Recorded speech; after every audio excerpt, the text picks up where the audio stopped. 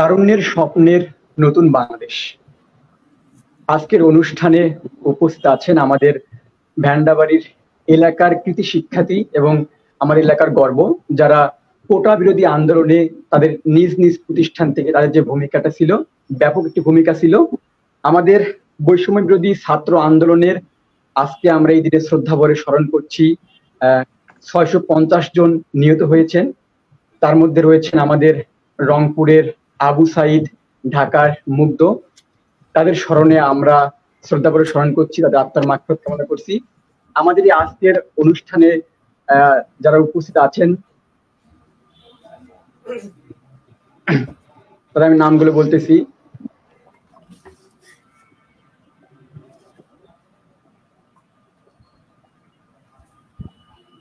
অনুষ্ঠানে উপস্থিত আছেন ঢাকা বিশ্ববিদ্যালয়ের শিক্ষার্থী আব্দুল মমিন।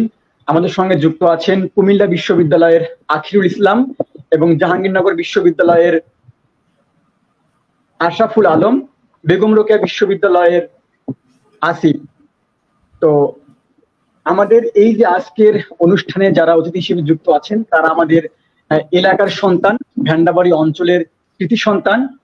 তো বৈষম্য বিরোধী ছাত্র আন্দোলনে 650 জন নিহত হয়েছেন, আন্দোলনে 32 শিশু সহ 650 জন নিহত হয়েছেন। জাতিসংঘের মানবাধিকার কমিশনের প্রাথমিক প্রতিবেদনে এ তথ্য উঠে এসেছে। নিহতদের মধ্যে বিক্ষোভকারী, পথচারী, সাংবাদিক, নিরাপত্তা বাহিনী বেশ কয়েকজন সদস্য নিহত হয়েছেন। তাদের সবাইকে আমরা শ্রদ্ধা করে স্মরণ করছি এবং বিনম্র শ্রদ্ধা জানাচ্ছি। কোটা বিরোধী আন্দোলনে আমাদের সারা দেশে এই আন্দোলনের যে মাত্রাটা এমন ভাবে ছড়িয়ে গিয়েছে। পয়লা জুলাই আন্দোলন শুরু হয়েছে। এই কোটা বিরোধী আন্দোলনের মাধ্যমে বাংলাদেশ একটি নতুন বাংলাদেশের ভূমিকা পালন করেছে। তো আমি প্রথমেই শুভেচ্ছা বিনিময়ের জন্য সংক্ষিপ্তভাবে শুভেচ্ছা বিনিময় বলার আহ্বান জানাচ্ছি আব্দুল মতিন, ঢাকা বিশ্ববিদ্যালয়।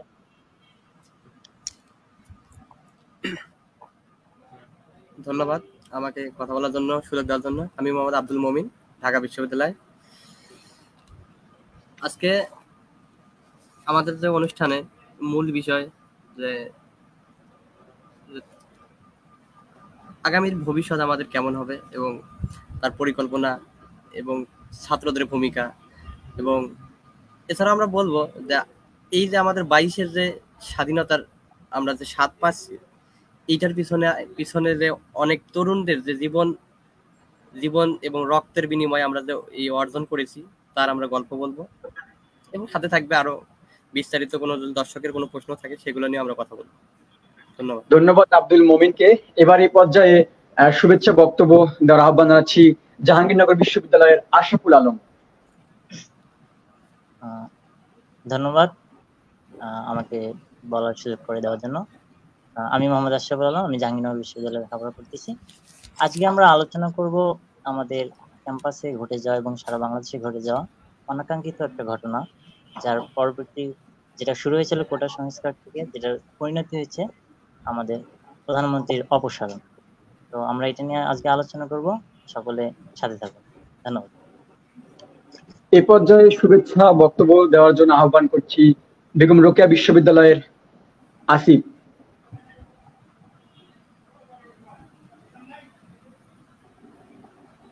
আসিফ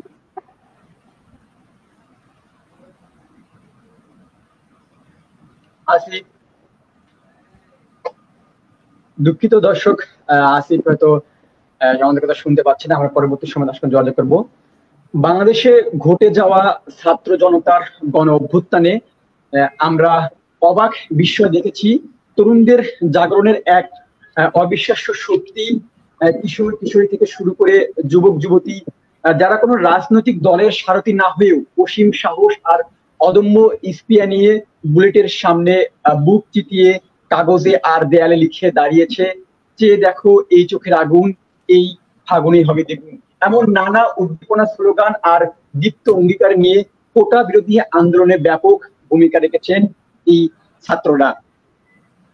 তো প্রথমেই আমি যদি আসিফ আমাদের সঙ্গে এই মুহূর্তে যুক্ত আছেন,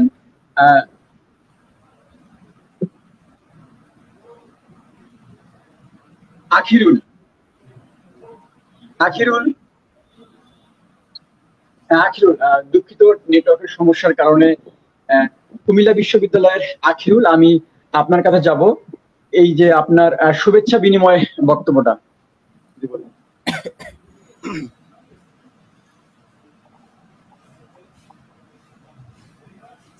আখিরুল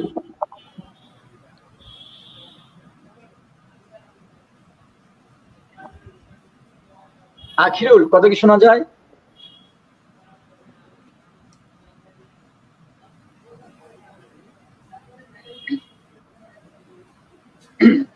আখিরুল আকিরুলের মাইক্রোফোন মনে হয় মিউট করা আছে। দর্শক আমাদের অনলাইন ভার্চুয়ালে যুক্ত হয়েছেন। এখন শোনা যাচ্ছে?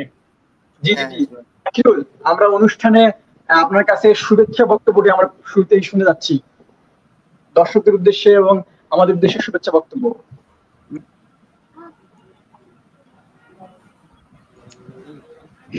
আসসালামু আলাইকুম, আমাকে শোনা যাচ্ছে? জি জি জি শোনা যাচ্ছে না?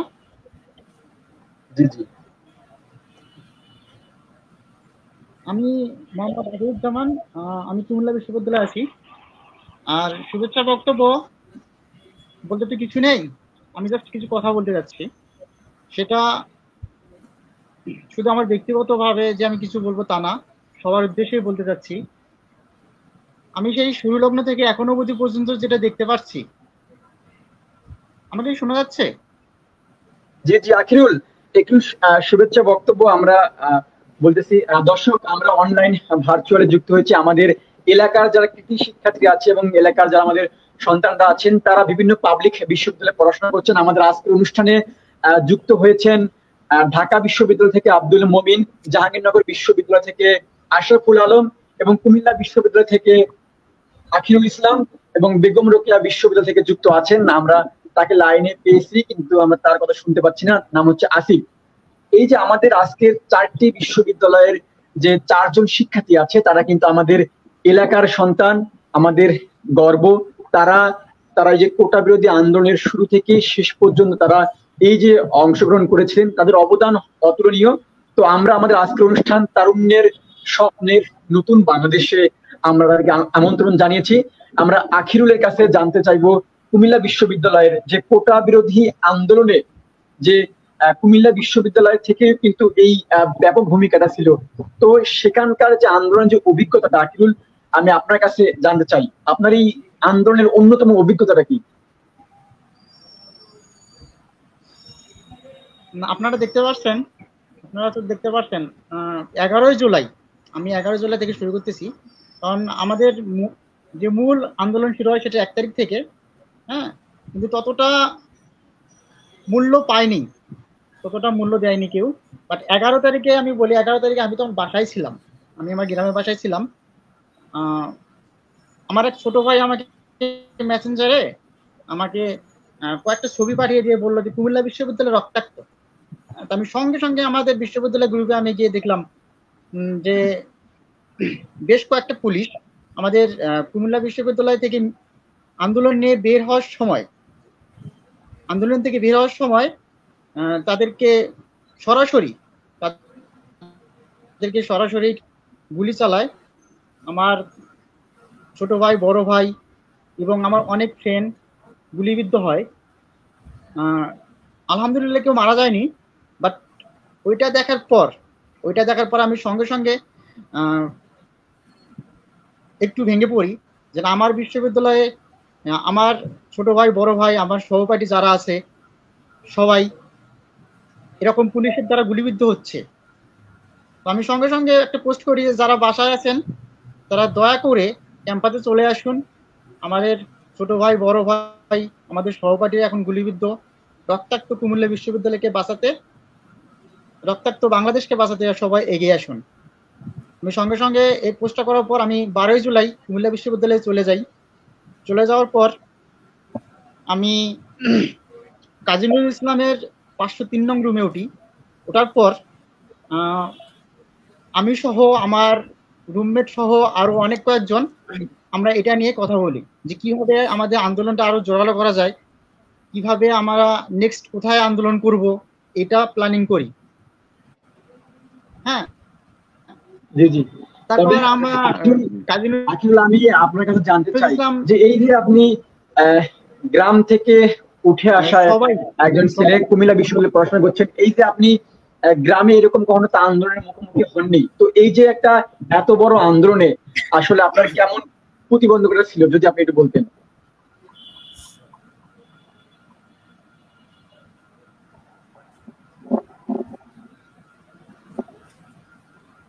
আখিরুল। প্রতিবন্ধকতা সব পাশে প্রতিবন্ধকতা সৃষ্টি হয়েছিল আমার কাছে। আমার টিচার থেকে শুরু করে, আমাদের বিশ্ববিদ্যালয়ের ভিসি থেকে শুরু করে।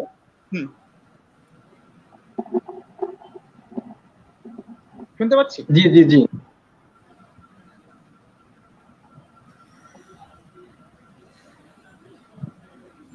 শোনা যাচ্ছে আমাকে? জি জি জি।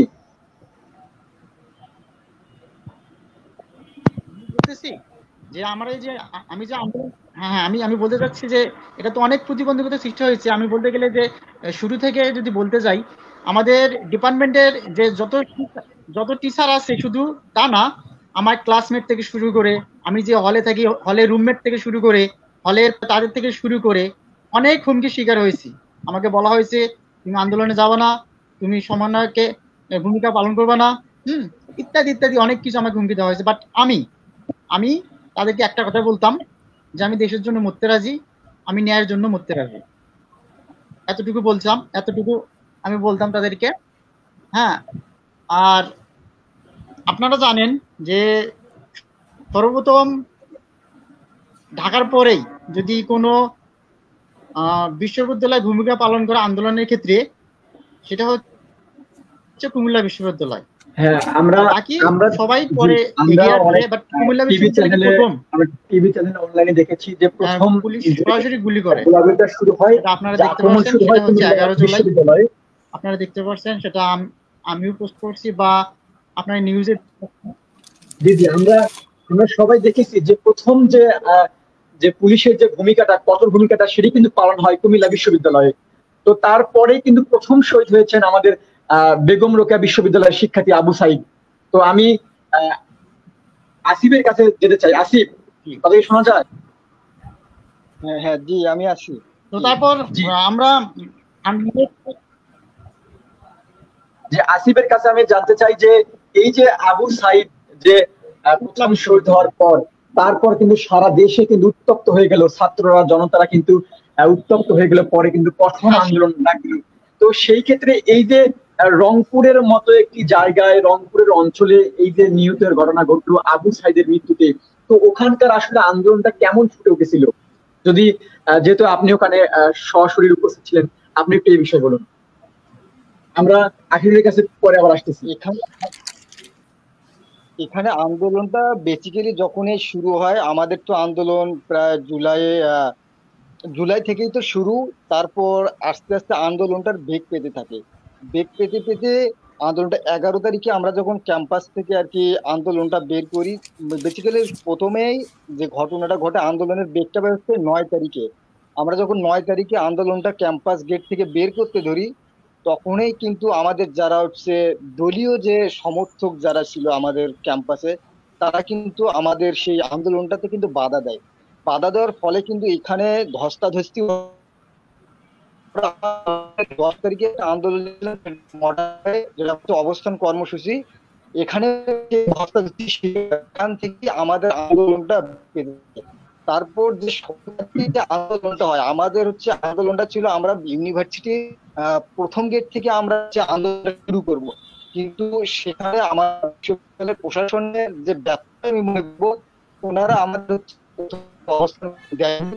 যার ফলে এখানে দলীয় যে লোক ছিল, যেমন বাংলাদেশ ছাত্রলীগ, তারপর যুবলীগ, পুলিশ এবং বিশ্ববিদ্যালয়ের প্রশাসন মিলে একটা আর কি, যখন ভার্সিটির প্রথম গেটে যেতে ধরে, তখন তারা আমাদের হচ্ছে পাকড়াও করা শুরু করে। তখনই যে আবু সাইদ নামের যে আমার বড় ভাই, উনি আর কি ওখান থেকে সরে যাননি। উনি হচ্ছে রোড ডিভাইডারের সামনে থেকে এক হাতে লাঠি ছিল, আর লাঠি এক হাতে, এবং দুই হাতে হচ্ছে বাড়াই হচ্ছে বুক আগিয়ে দেয়। উনি কি চিন্তা করেননি যে আমাকে গুলি করবে, কিন্তু এখানে যে ইন্ধনদাতারা ছিল যে পুলিশের আশেপাশে, তারা কিন্তু ইন্ধন দিয়ে কিন্তু ফার্স্ট আবু সাইদকে প্রথমে একটা গুলি করে।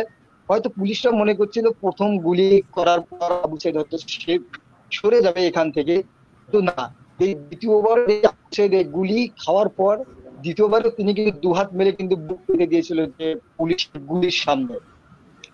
যার ফলে তারপরে কিন্তু উঠে দিয়ে তাকে কিন্তু 5-6টা গুলি করা হয়। পরে তিনি কিন্তু সেই গুলির সামনে কিন্তু দাঁড়িয়ে থাকতে পারেননি, তিনি দাঁড়িয়ে থাকতে অক্ষম হয়েছিলেন। পরে কিন্তু তিনি রোড ডিভাইডারের ওই পাশে গিয়ে একবার নেতিয়ে পড়েন, মানে নিস্তেজ হয়ে যান। তারপর থেকে কিন্তু আমাদের যে রংপুরের বিভিন্ন জায়গায় কিন্তু আমাদের যে মিছিলটা কিন্তু ছড়িয়ে পড়ে আবু সাইদের মৃত্যুর পর।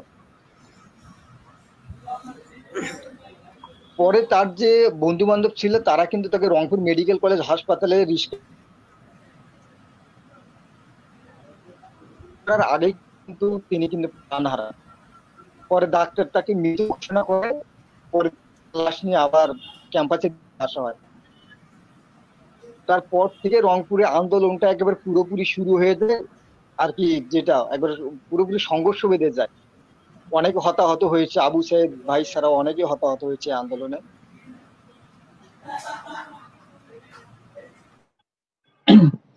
আমরা দেখেছি যে ঢাকা বিশ্ববিদ্যালয় কিন্তু সব সময় উটাল ছিল।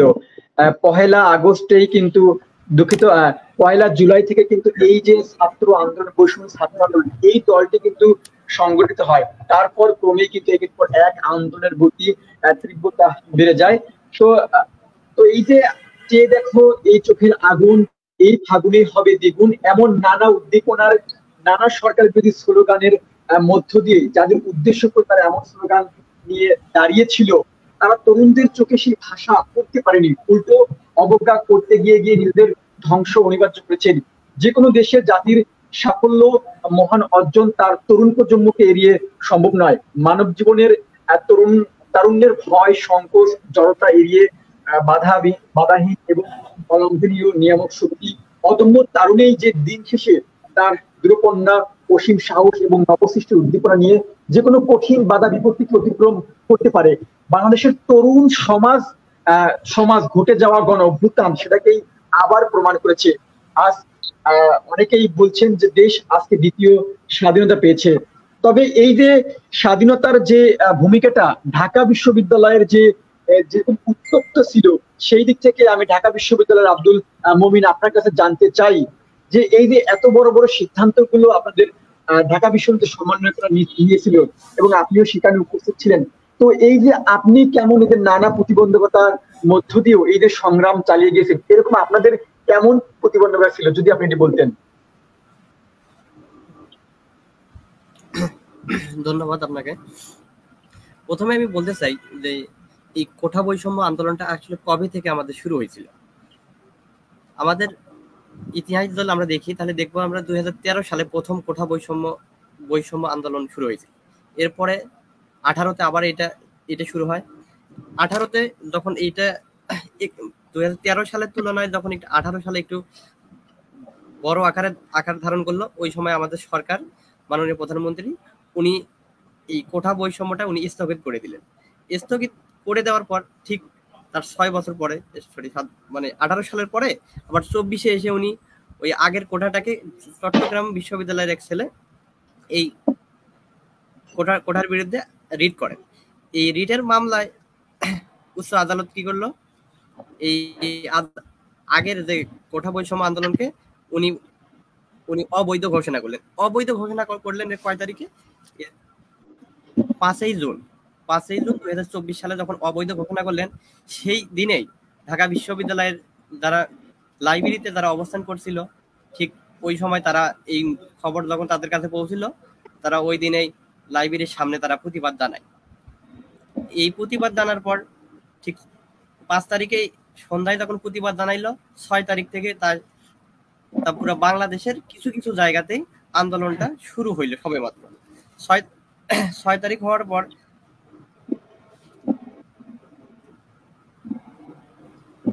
6 তারিখ থেকে এরপরে 6 তারিখ কর্মসূচি পালন করে।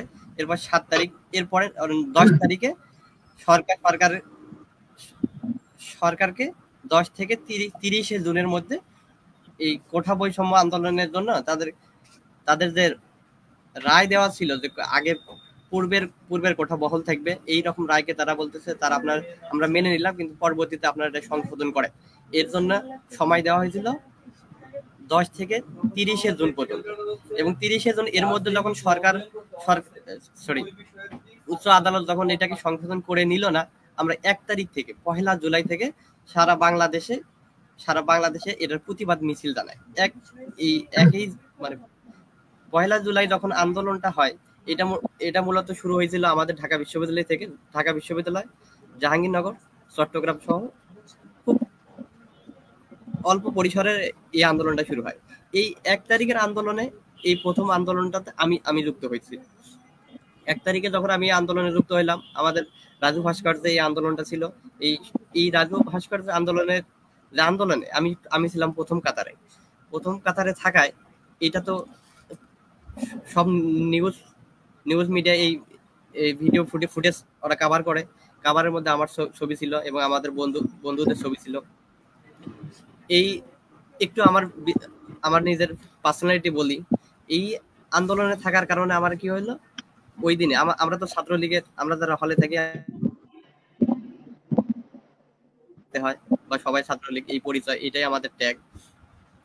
যখন আমাকে এবং আমার বন্ধু কয়েকজনকে ওই আন্দোলনে দেখতে পায়, তারা আমাদেরকে রাতে আমাদের জন্য গেস্ট রুম, যেটাকে আসলে বাহিরের ভাষায় টর্চার সেল যেটাকে বলা হয়, এখানে আমাদেরকে ঢোকানো হলো। ঢুকে আমাদেরকে বিভিন্ন মানে জিজ্ঞাসাবাদ করা হলো যে এই আন্দোলনে তো আমরা তো যাইতে বলি নাই, তোমরা কেন গেলে এই আন্দোলনে, তোমাদের তো যাওয়া তো কোনো যৌক্তিক হয়নি, যেখানে ছাত্রলীগ, যেখানে তোমাদের পারমিশন দেয়নি, তোমরা কিভাবে সেই আন্দোলনে তোমরা যুক্ত হও। তখন আমরা তাদের ভাইদের কথা প্রতিবাদ জানালাম যে ভাই, আমরা তো যে আন্দোলনে গেছি এটা সরকার বিরোধী আন্দোলন নয়, এটা তো ন্যায়ের পক্ষে আন্দোলন ছিল। এটা কিভাবে একটা জাতি মেনে নেয় যে যেখানে 56% হবে কোঠার মাধ্যমে আর 44% হবে মেধার ভিত্তিতে, এইরকম বৈষম্য তো শুধু আমরা কেন, আমাদের পরবর্তী প্রজন্ম তো এটা মেনে নেবে না। এটা তো একদম আমাদের সাথে মানে বৈষম্যমূলক আচরণ করা হয়েছে।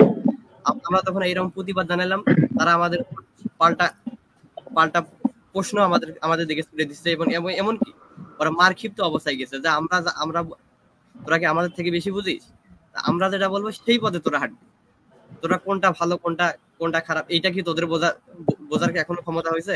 এটা আমরা বলবো, আমরা চিন্তা ভাবনা করি না, আমরা জানি না কোনটা ভালো, এইরকম বলতেছে। ভাইদের জায়গা থেকে ওরা স্ট্রং, কিন্তু আমরা তাদের প্রতিবাদ তখনও করছি যে ভাই আপনারা দেখেন, এটা আসলে এইরকম বৈষম্য কোনো শিক্ষার্থী মেনে নেবে না। আমরা যারা লেখাপড়া করতেছি এদের তো নিশ্চিত একটা ভবিষ্যৎ থাকা দরকার, কিন্তু এই ভবিষ্যৎ আপনাদের সরকার কাঠামো যেভাবে করছে এটা তো মানার মতো না, এটা তো একদম বৈষম্য করা হয়েছে আমাদের সাথে। তারপরে ভাইরা আমাদেরকে মানে আমাদের বক্তব্যকে ওনাদের সমর্থন জানায়নি, ওরা বলতেছে যে না, সরকার যেটা ডিসিশন নিছে এটাই ঠিক, এইরকম করে ওনারা আমাদেরকে বোঝাইলেন। আমরা তারপরেও এই আন্দোলনের সাথে যুক্তই থাকছি, কিন্তু যুক্ত থাকার ফলে কি হয়েছে, আমাদেরকে বড় ভাইরা যারা ছাত্রলীগে ছিল ওরা আমাদেরকে আল্টিমেটাম দিয়ে দিল যে আমরা বলার পরেও তোরা যদি আন্দোলনে যুক্ত হইস বা যুক্ত থাকিস তাহলে তোদের আর হলে থাকতে দিব না। আমরা এইরকম একটা পরিস্থিতির মধ্য দিয়ে আমরা গোপনে আমরা আন্দোলনে গেছি এবং তার সমর্থন জানাইছি। এবং আমাদের বিভিন্ন মাধ্যমে অনেকেই ভাইরা জিজ্ঞেস করছিল, ভাই আপনারা তো এই আন্দোলনে ছিলেন কিন্তু আপনাদের কোনো ফেসবুক পোস্ট কেন হয় না বা আপনারা সমর্থন জানান নেই কেন সোশ্যাল মিডিয়ায়?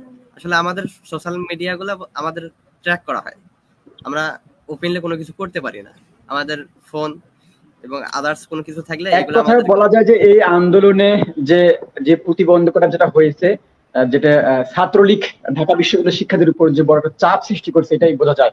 তো আমি জাহাঙ্গীরনগর বিশ্ববিদ্যালয়ের আশরাফুল আলমের কাছে যাব।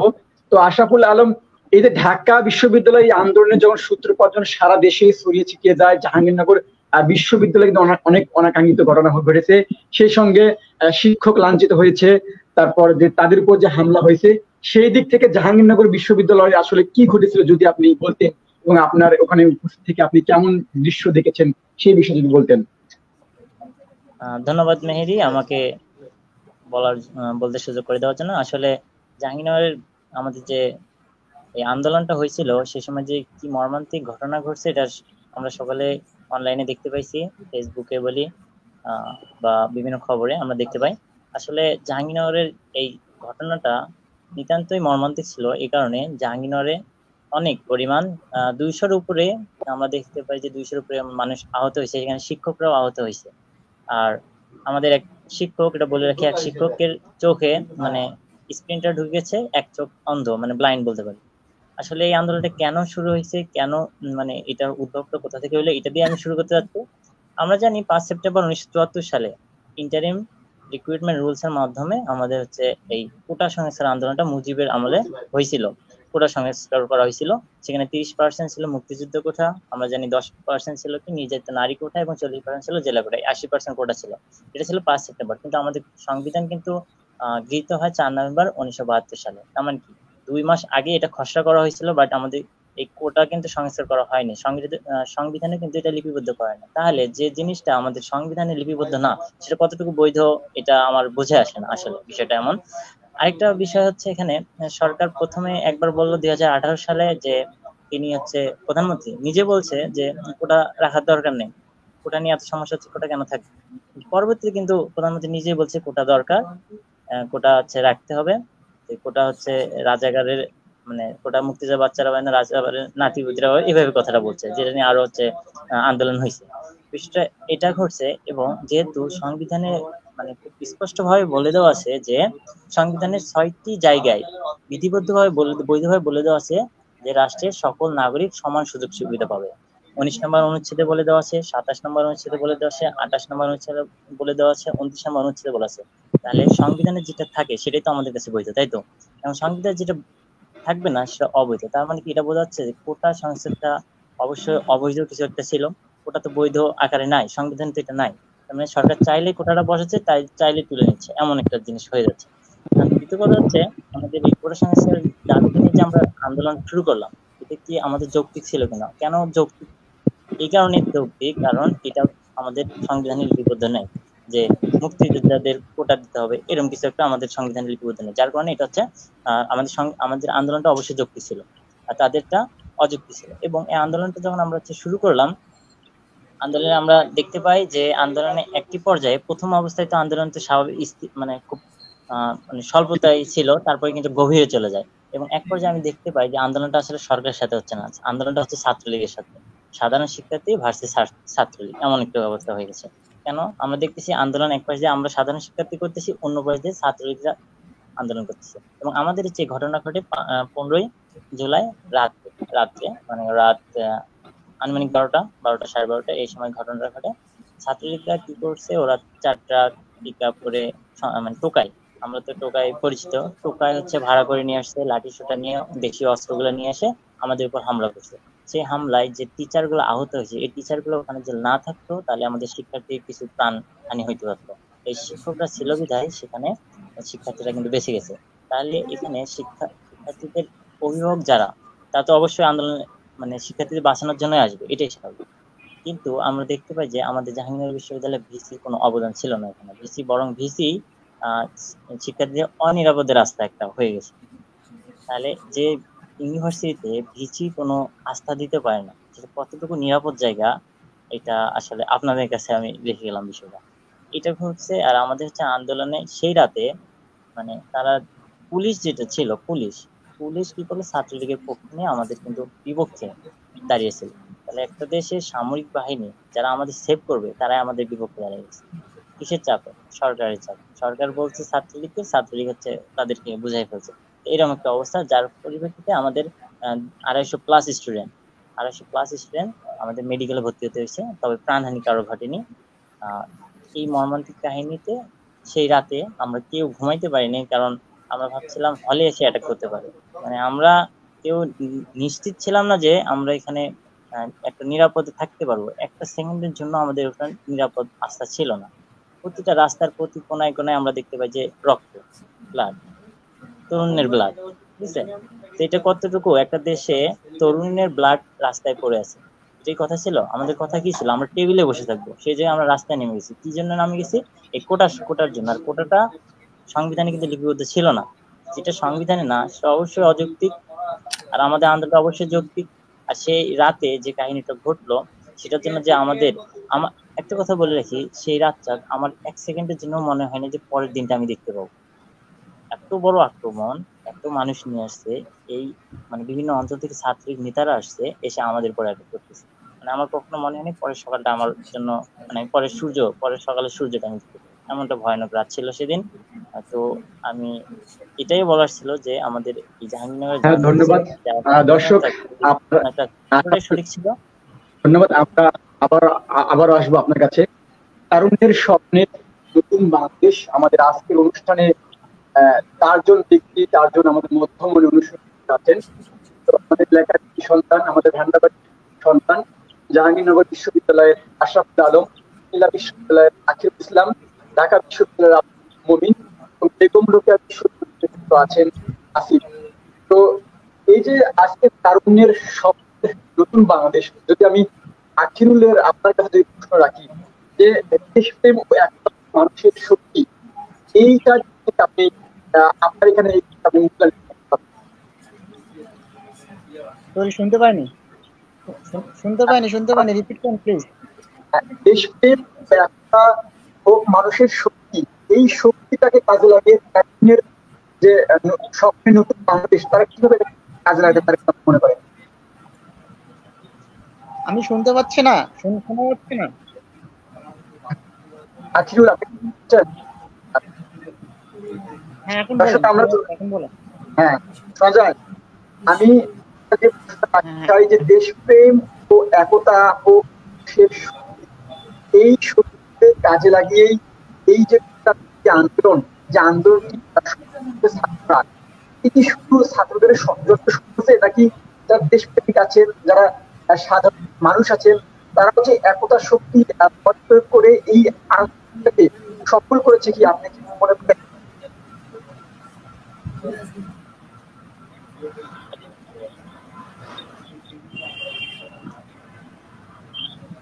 আসলে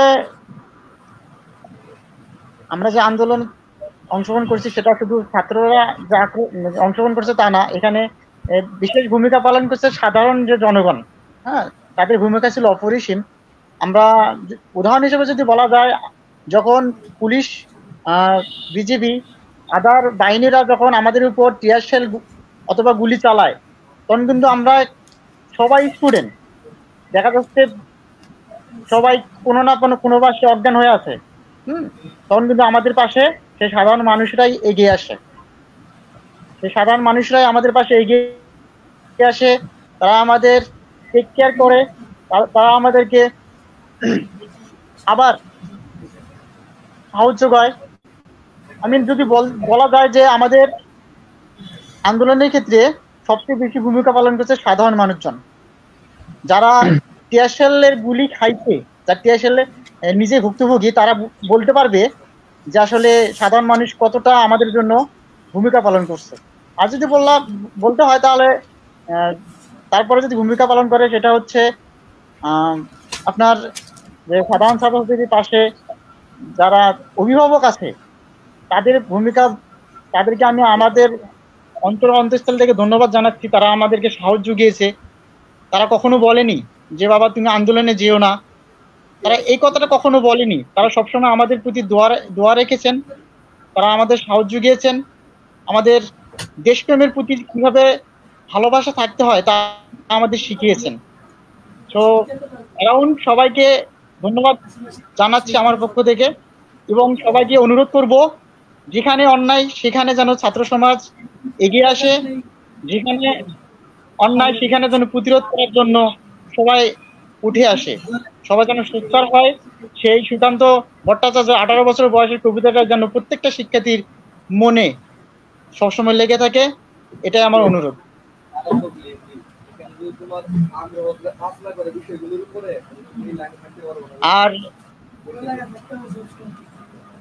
আর যদি সব যারা আজকে লাইভে আছে, মুমিন ভাই ঢাকা বিশ্ববিদ্যালয় থেকে, আশরাফুল ভাই জাহাঙ্গীরনগর বিশ্ববিদ্যালয় থেকে, আসিফ ভাই বেগম রোকেয়া বিশ্ববিদ্যালয় থেকে, তো সবাইকে আমি ধন্যবাদ জ্ঞাপন করছি। আপনারা অনেক সাহসের পরিচয় এখানে দেখিয়েছেন। কারণ অনেকে আসতে চায় না লাইভে, অনেক ছাত্রলীগের ভয়ে, হ্যাঁ, ভার্সিটির একটা সিটের, একটা হলের সিট হারিয়ে যাওয়ার ভয়ে। বাট আমি আপনাদের সেলুট জানাই, আপনারা সেই সাহসটা দেখিয়েছেন। হ্যাঁ, আপনারা কোনো ভয় করেননি, আপনারা ন্যায়ের পক্ষে আছেন, ন্যায়ের পক্ষে থাকবেন, এতটুকু প্রত্যাশা আপনাদের প্রতি। সুকান্ত ধন্যবাদ। ভট্টাচার্যের সুকান্ত ভট্টাচার্য 18 বছর বয়স কি দুঃসাহস স্পর্ধা দেয় মাথা তোলবার ঝুঁকি। 18 বছর বয়সে অহরহ বিরাট দুঃসাহসের দেয় ঝুঁকি। 18 বছর বয়সে নেই চায় ভাঙতে পাথর বাঁধা। এই বয়সে কেউ মাথা নোয়াবার নয়, 18 বছর বয়স জানে না কাদা। বাংলাদেশের আজকের তরুণরা কি স্পর্ধা করতে পারছে? এই দিক থেকে আশা আপনি কি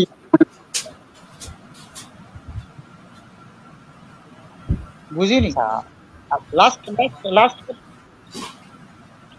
এই যে আহ, বাংলাদেশের যে তরুণরা যে স্পর্ধায় মাথা পেরেছে, যেহেতু আহ, বাংলাদেশকে স্বাধীনতার রূপ দিয়েছে, তো সেইকে যতটা পেরেছে, তো বিজয় যেন বৃথা না যায়, তো সেই থেকে আমাদের তরুণদের কি করণীয় বলে আপনি মনে করেন? অবস্থা করতেছে নাকি?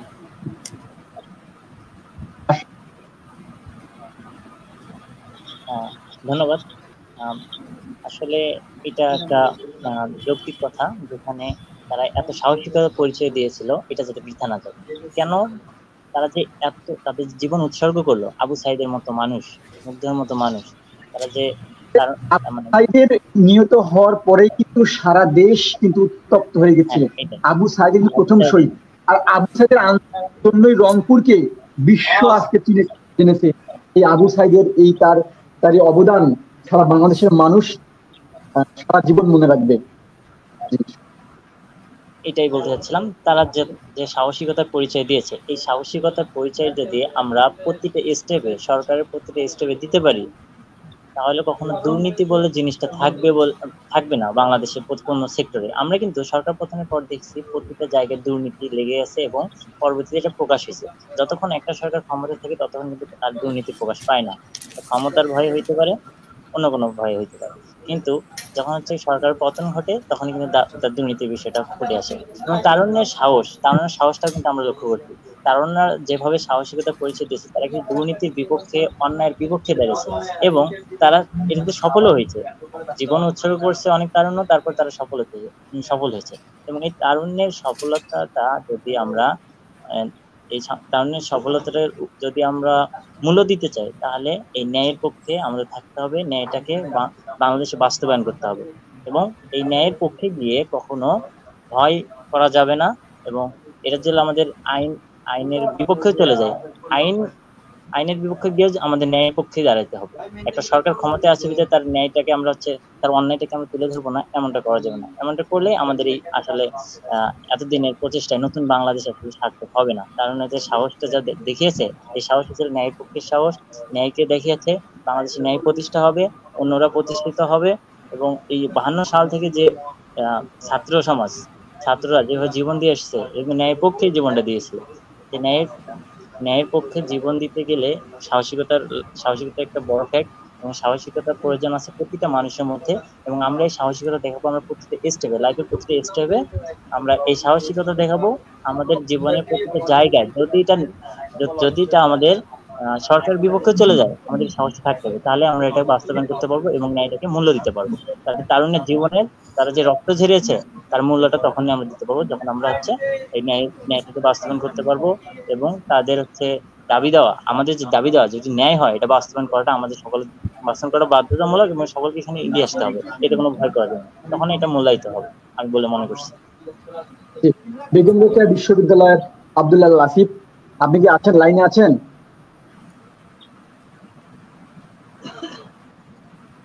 আসিফ, আমরা ইতিমধ্যেই জেনেছি বেগম রোকেয়া বিশ্ববিদ্যালয় কিন্তু ছাত্র রাজনীতি নিষিদ্ধ করেছে। প্রথম সবার আগে কথা তো শোনা যায় না। আমার কথা কি শুনছে? কথা শোনা যায় না কেন? মিউট আছে কি? আমি তো কিছু শুনতে পাই না। ও, আহ, আমাদের তো কথা শুনতে পাচ্ছি। আখিরুল, কথা কি শোনা যায়? কথা শোনা যাচ্ছে? তো আমরা আসিফের কাছে পরে যাব। তো তারুণ্যের স্বপ্নের নতুন বাংলাদেশের যাত্রাটা আসলে কেমন হওয়া উচিত বলে আপনি মনে করেন আখিরুল, কুমিল্লা বিশ্ববিদ্যালয়? জি, আবার বলুন। তারুণ্যের স্বপ্নের নতুন বাংলাদেশের যাত্রাটা কেমন হওয়া উচিত বলে আপনি মনে করেন? তারুণ্যের স্বপ্নে যে নতুন বাংলাদেশ, আমরা আসলে এমন একটা বাংলাদেশ চাই যে বাংলাদেশটা হবে পুরোপুরি দুর্নীতিমুক্ত, যেখানে ন্যায়ের প্রতিষ্ঠা হবে, যেখানে আমরা স্বাধীনভাবে চলতে পারবো, স্বাধীনভাবে কথা বলতে পারবো। আমরা যে স্বাধীনতা পেয়েছি তার প্রতিফলন আমরা যেন দেখতে পারি। হ্যাঁ, আর তারুণ্যের নতুন বাংলাদেশ এমন হওয়া উচিত যেখানে সবার বাক স্বাধীনতা থাকবে, সবাই স্পষ্টভাবে নিজেদের অধিকারগুলো তুলে ধরতে পারবে, নিজেদের অধিকারগুলো তুলে ধরে তাদের যে অধিকার নিয়ে সরাসরি কথা বলতে পারবে, এবং দুর্নীতিমুক্ত একটা বাংলাদেশ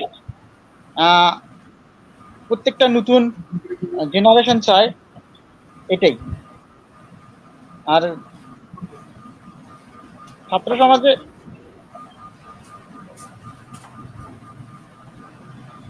আমাদের দেশে যে কি ঘটনা ঘটে গেছে এটি আমাদের বিরল ব্যাপার। আমাদের বাংলাদেশ একটা নজির স্থাপন করেছে যা ছাত্র আন্দোলনে। এই আন্দোলনে সাধারণ মানুষ সহ স্বতঃস্ফূর্তভাবে সবাই কিন্তু অংশগ্রহণ করেছিল এবং আমরা দেখেছি। তো এই আন্দোলনের মধ্য দিয়ে যে আমরা একটি বলা যায় নতুন বাংলাদেশ পেয়েছি। এই নতুন বাংলাদেশে আমাদের যে ছাত্ররা আছে, এই নতুন বাংলাদেশকে আমরা আসলে দেখা যাচ্ছে যে স্বাধীনতা অর্জনের চেয়ে স্বাধীনতা রক্ষা করা কঠিন। সেই দিক থেকে আব্দুল মতিন, আপনি এই বিষয়টাকে কিভাবে দেখছেন?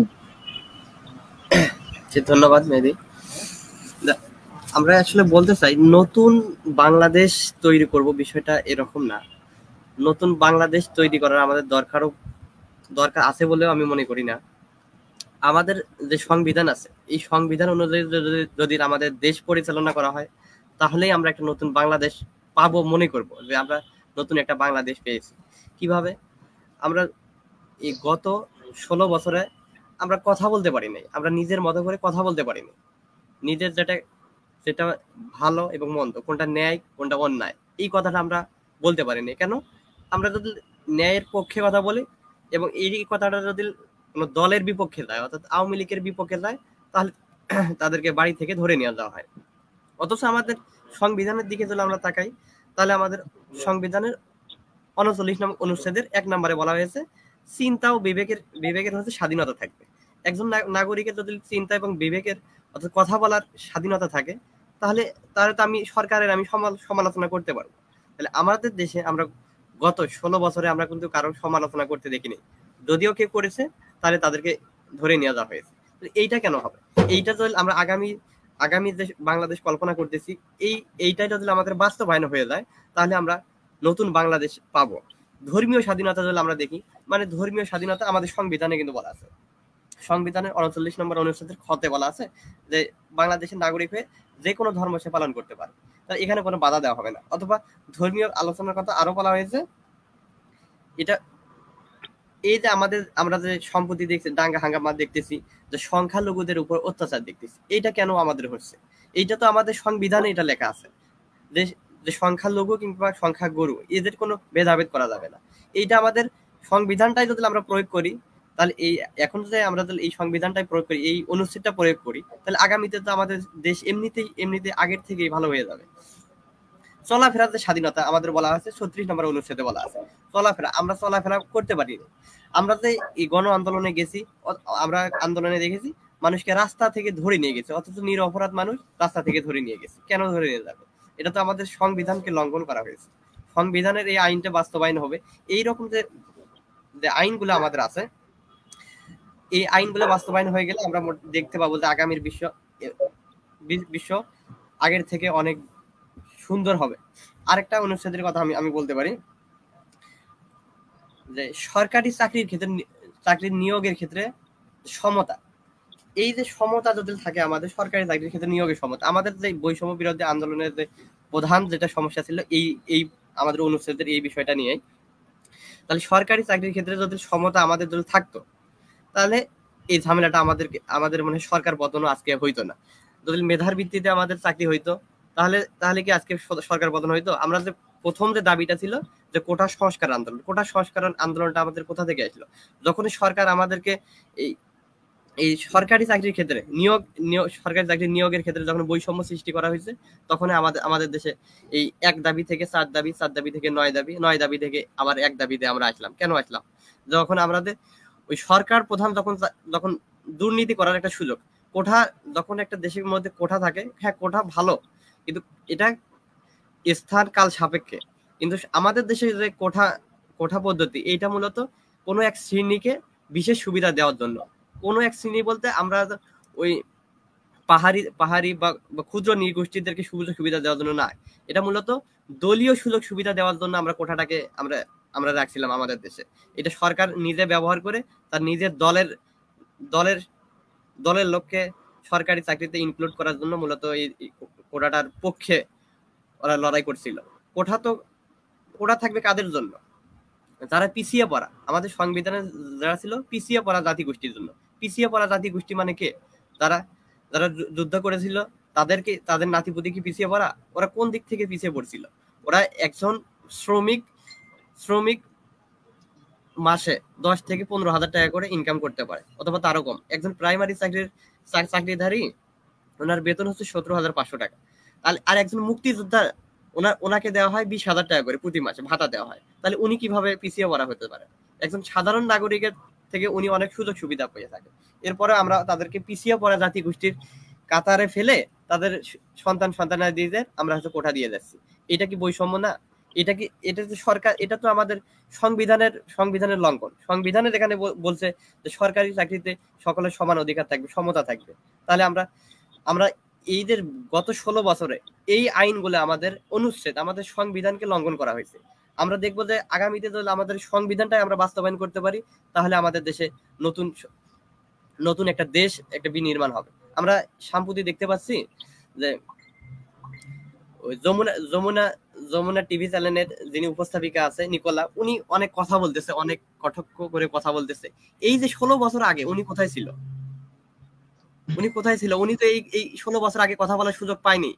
অথচ সংবাদপত্রের আমাদের 42 নম্বর অনুচ্ছেদে বলছে যে সংবাদপত্রের স্বাধীনতা থাকবে। তো ওই 42 বছর আগে তারা কোথায় ছিল? তারা কেন কথা বলে নাই? যে এত দুর্নীতি হইলো, যখন আমাদের দেশের আইন যখন বিভিন্ন মন্ত্রণালয়ের সচিবেরা যখন অবসরে যায়, অথবা দেশের বাইরে যে বেনজির আহমেদ আজ এতগুলো টাকা আত্মসাৎ করতেছে, এই বেনজির আহমেদ যখন দেশে ছিল তখন তারা কথা বলে নাই কেন?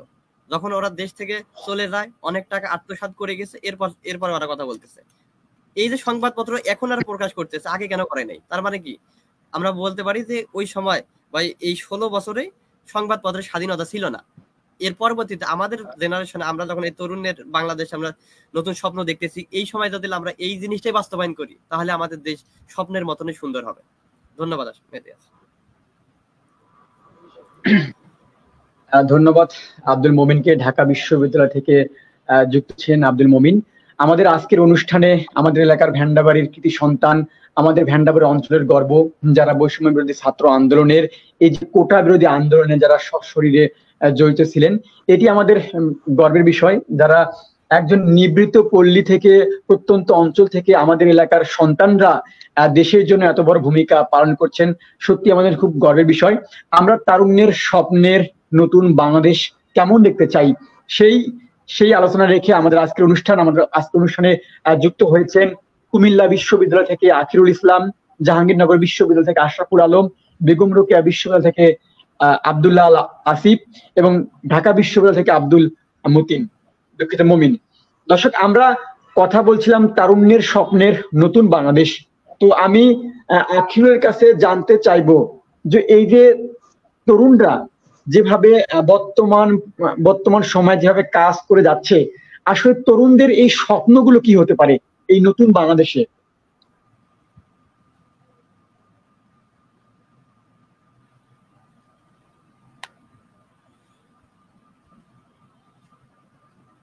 আমি শুনতে পাইনি,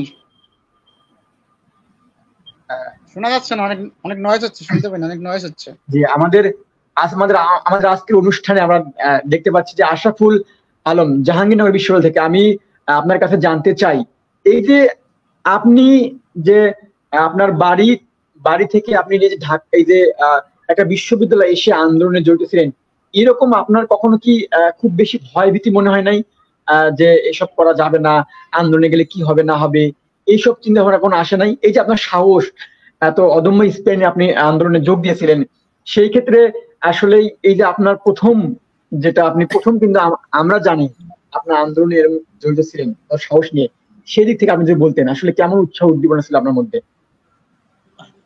আসলে প্রথম বিষয়টা হচ্ছে আমরা যখন আন্দোলনে যাই সেখানে কিন্তু আমি একাই ছিলাম না, আমার রুমমেটরা সবাই গেছিল। তো রুমমেটরা তো একটা হচ্ছে আস্থার জায়গা, তাদের সঙ্গে আমি থাকি, তারা একটা জি অনুপ্রেরণা জি। দিছিল যে তারপর আমরা দেখেছি অনেক বিশ্ববিদ্যালয়ের শিক্ষার্থীরা কিন্তু আন্দোলনে যায়নি, তারা কিন্তু বাড়িতে গিয়েছিল এবং তারা অনেকেই এড়িয়ে এড়িয়ে চলছিল এবং ফেসবুকে কোনো পোস্ট করে নাই, তারা আন্দোলনের সমর্থন জানায় নাই।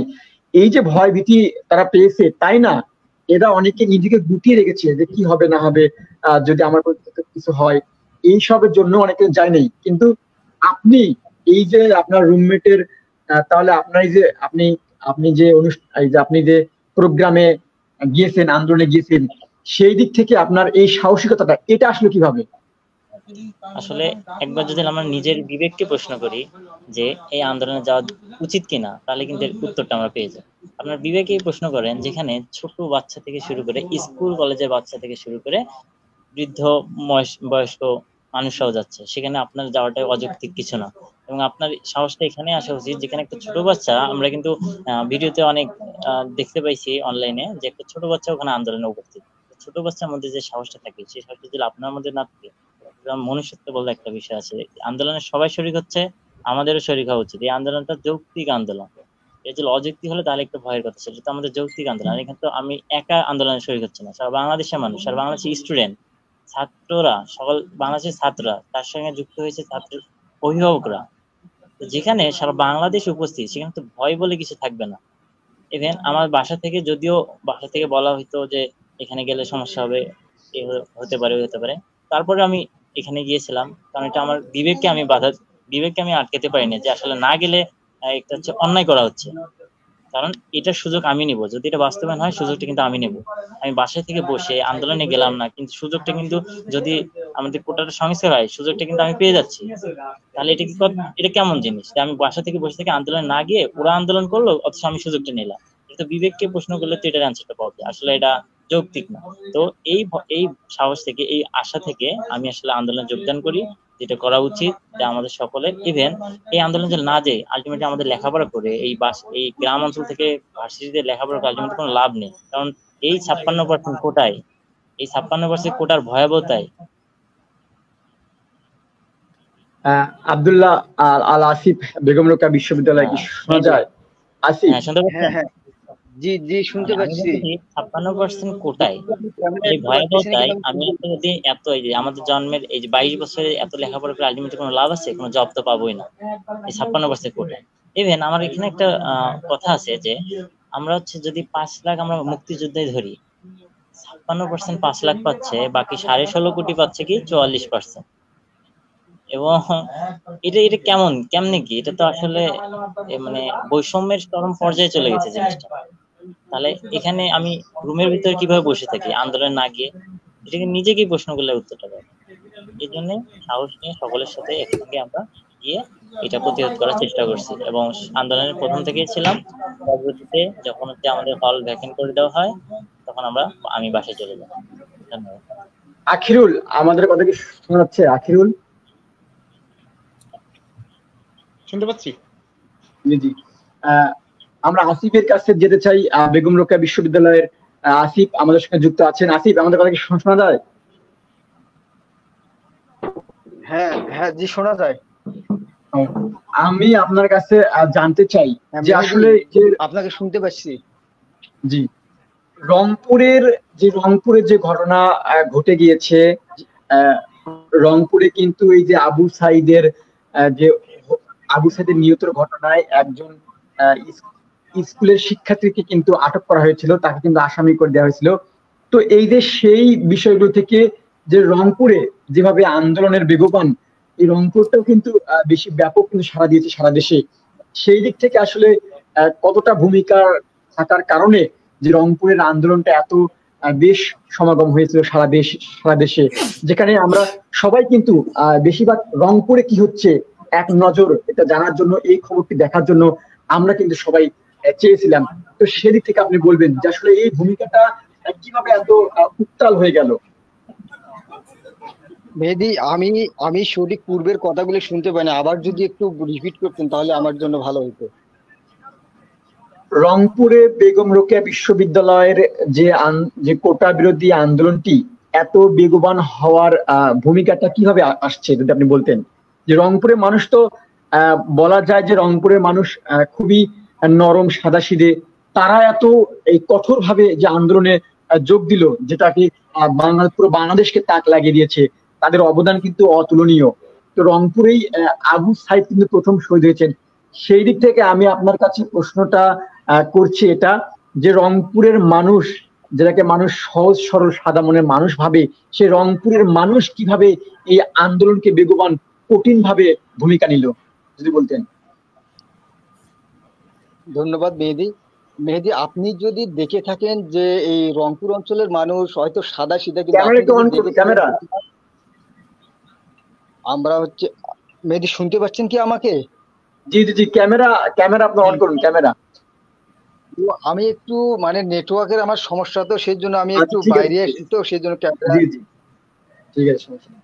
এখন হচ্ছে আপনি যদি খেয়াল করে দেখেন যে রংপুর অঞ্চলের মানুষ সাদা সিধা, সেটা তো আমরা সবাই স্বীকার করি, কিন্তু আপনি যদি দেখেন যে মুক্তিযুদ্ধের সময় যে যে মুক্তিযুদ্ধের প্রথম শহীদ যে শঙ্কু সমজদার, আমাদের কিন্তু রংপুরের সন্তান, আরো কিন্তু এরকম অনেকেই আছে। যেহেতু রংপুর অঞ্চল আবার কিন্তু অনেক দিক দিয়ে পিছিয়ে, আমরা যদি কিছুদিন আগে যদি দেখি যে বাংলাদেশের যে বাজেটটা পেশ হয়েছিল, সেখানে কিন্তু রংপুরের জন্য কোনো বাজেট রাখা হয়নি। এখানে আবার শুধু বেগম রোকেয়া বিশ্ববিদ্যালয়ের জন্য মাত্র 1 লাখ টাকা হচ্ছে বাজেট রাখা হয়েছিল। সেই থেকে রংপুর অঞ্চলের মানুষ কিন্তু অনেক দিক থেকে, যেমন দক্ষিণবঙ্গের থেকে আমরা কিন্তু অনেক শোষিত বঞ্চিত। সে থেকে কিন্তু রংপুর অঞ্চলের মানুষের একটা ক্ষোভ ছিল যে আমরা যেহেতু বাংলাদেশে সবাই একসাথে বসবাস করি, তবে কেন আমরা শোষণের শিকার হব? আমাদেরও তো সমান দিকে থাকা দরকার। সেই থেকে কিন্তু আমাদের মাঝে কিন্তু একটা ক্ষোভ বিরাজ করতেছে। তারই প্রেক্ষিতে কিন্তু যে আবার কোঠা আন্দোলন 1 জুলাই থেকে শুরু হলো, ধীরে ধীরে কিন্তু সেই সেই ক্ষোভটা কিন্তু কোঠা আন্দোলনের মধ্যে আবার, যেখানে আমাদের বাংলাদেশের যেখানে 18 কোটি জনগণের মধ্যে মাত্র 2 লক্ষ জনগণের জন্য 56% কোটা, 2 লক্ষ ধরেন আপনি 1 কোটি মানুষের জন্য যখন 56% কোটা হয়, আর যারা 17 কোটি মানুষ আছে তাদের জন্য যদি 44% কোটা হয়, তাহলে এটা তো চরম বৈষম্য। সেই বৈষম্যটাকে কিন্তু রংপুর অঞ্চলের মানুষ তো প্রথম অনেকদিন থেকে বৈষম্যের শিকার হয়ে আসতেছে, কিন্তু এই বৈষম্যের উপরে যখন আবার একটা বৈষম্য এসে এসে ওত পেতে এসে বসেছে, তখন কিন্তু রংপুর অঞ্চলের মানুষের বরদাস্ত করেনি।